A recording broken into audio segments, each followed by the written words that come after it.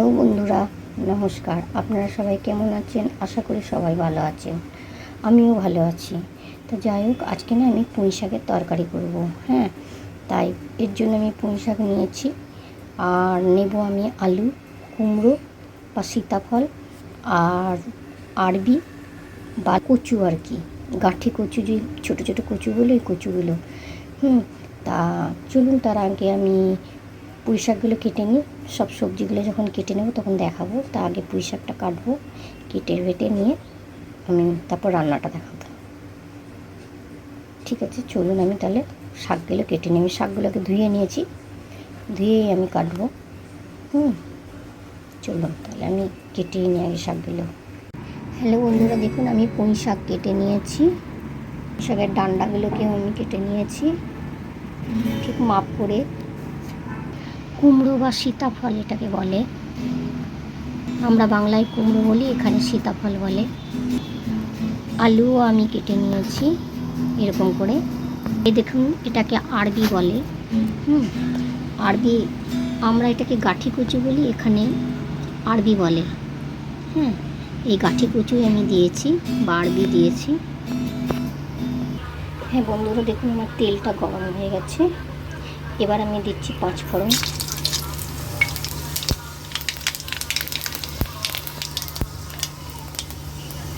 দিচ্ছি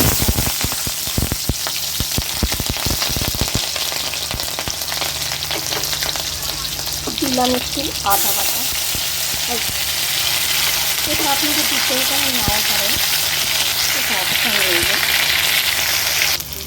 দিচ্ছি আলু, দিচ্ছি আরবি বা কচু আর কি, দিচ্ছি কুমড়ো বা সীতাফল। এবার দিলাম পুঁই শাকের চচ্চড়িগুলো, ডান্ডাগুলো আর কি, পুঁই শাকের ডাঁটাগুলো দিলাম। দিচ্ছি পরিমাণ মতো নুন।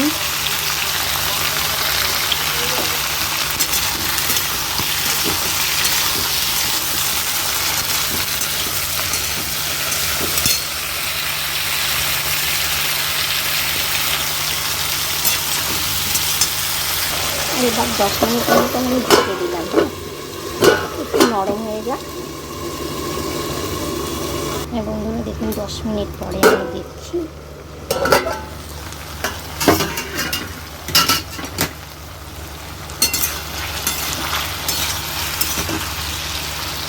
মোটামুটি সিদ্ধ হয়ে এসছে।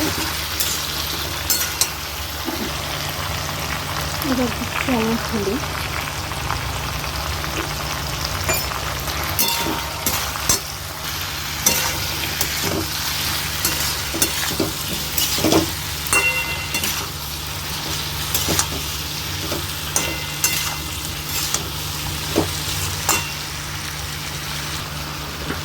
এবার আমি পুঁই শাকগুলো দিয়ে দিচ্ছি।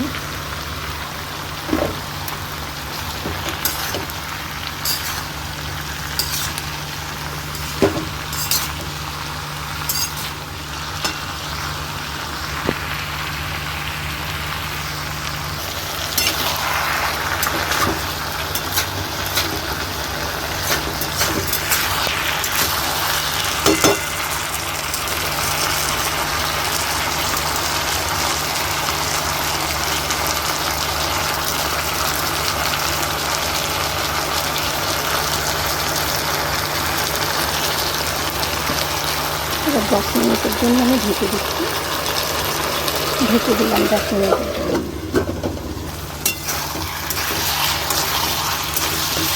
10 মিনিট পরে আমি তুলে দিলাম থালাটা। তরকারিটা আমার হয়ে গেছে। আমি একটুখানি চিনি দেবো, দিচ্ছি আমি একটু চিনি।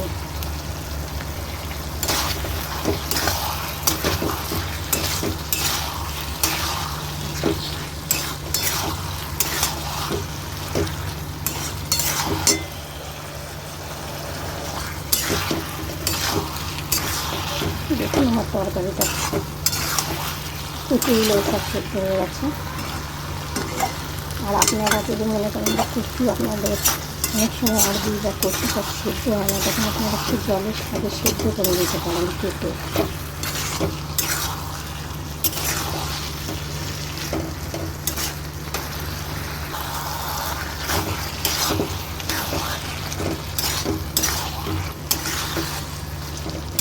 তরকারিটা আমার হয়ে গেল।